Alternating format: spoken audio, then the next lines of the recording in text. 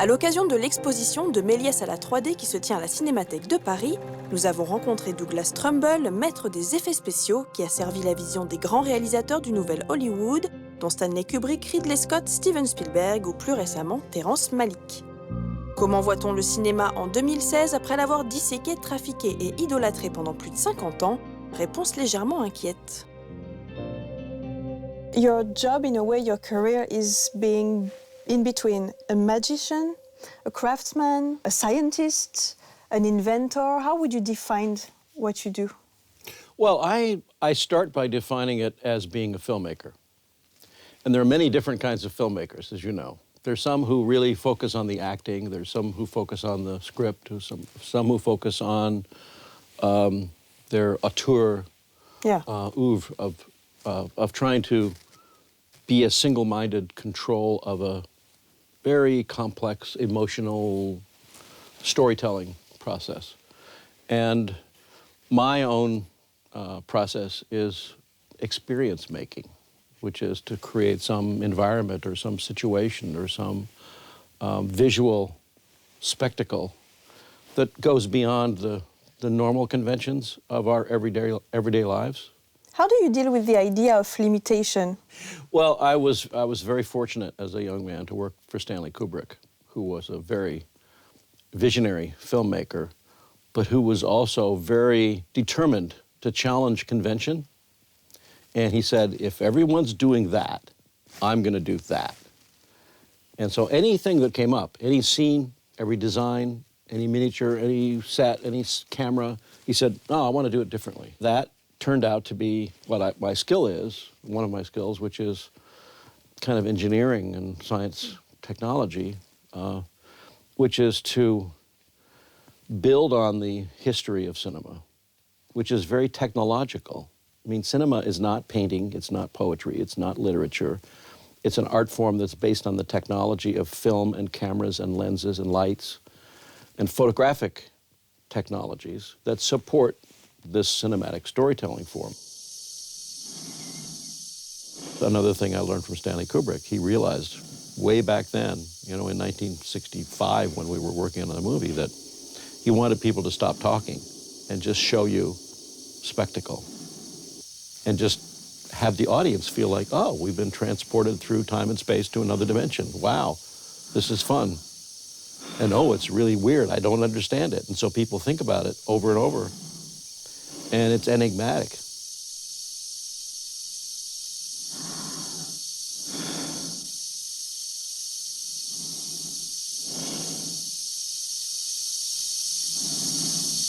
What were the first movies that made you want to run into the screen and be part of it? Oh, it was when I was a child. I saw these Cinerama movies.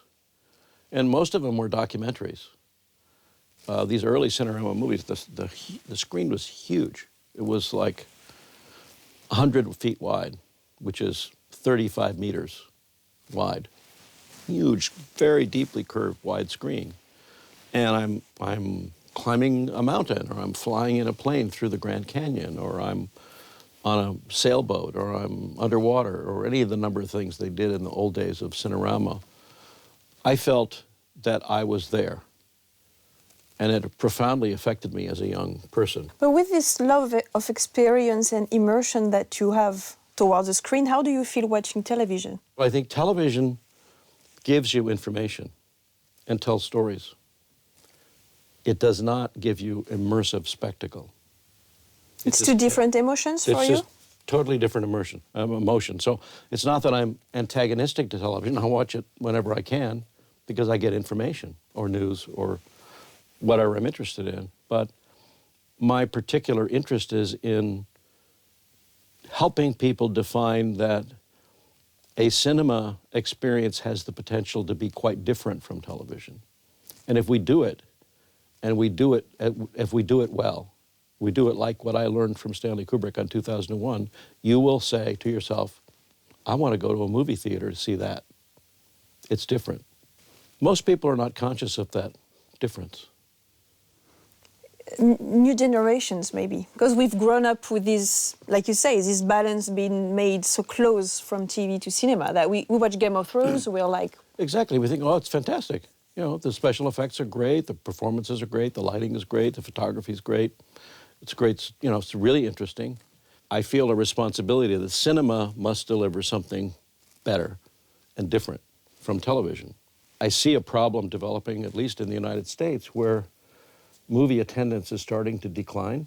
Is it painful to you to think of empty theaters and people staying at home? Yeah, I think it's shocking. The attendance is so low that it's running at like 10% or 8% or 12%. And so most of the seats are empty. And so they take out half the seats, more than half the seats, and replace them with these big lounge chairs and tables, and they're serving food and wine and other things that are interrupting the cinema experience, but somehow people want the comfort of home. They want food service and things, and the cinemas are stuck with this problem of using food and beverage, as they say, to make their bottom line, to make their revenue, because they're not making their revenue on the movie itself. Do you think it might be the reason why Martin Scorsese, Steven Spielberg love working on television? Now there was, you know, Band of Brothers. I don't think they love working on television. Oh, really? No. The passage of the 18th Amendment has given rise to a new breed of criminals.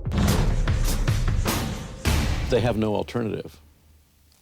They see that the audience is moving from the theater to the television. And they're also seeing that there are tremendous benefits to episodic storytelling, where you can really much more fully develop a character over a series.